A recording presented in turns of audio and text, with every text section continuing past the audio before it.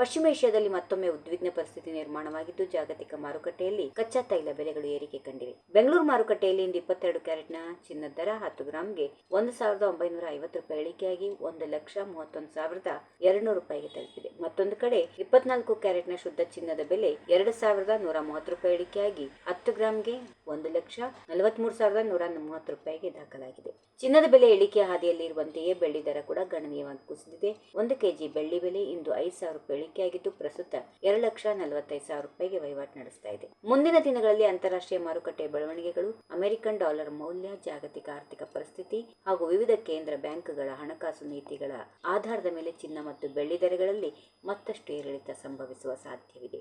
ಆದಾಗ್ಯೂ ಚಿನ್ನ ಮತ್ತು ಬೆಳ್ಳಿ ದರಗಳು ರಾಜ್ಯದಿಂದ ರಾಜ್ಯಕ್ಕೆ ಹಾಗೂ ನಗರದಿಂದ ನಗರಕ್ಕೆ ಸ್ವಲ್ಪ ವ್ಯತ್ಯಾಸ ಹೊಂದಿರುತ್ತವೆ. ಸ್ಥಳೀಯ ತೆರಿಗೆಗಳು, ಸಾಗಣೆ ವೆಚ್ಚ, ಜಿಎಸ್ಟಿ ಹಾಗೂ ಮಾರುಕಟ್ಟೆಯ ಬೇಡಿಕೆ ಪೂರೈಕೆ ಪರಿಸ್ಥಿತಿಗಳ ಆಧಾರದ ಮೇಲೆ ಬೆಲೆಗಳಲ್ಲಿ ಬದಲಾವಣೆ ಕಂಡುಬರಬಹುದು.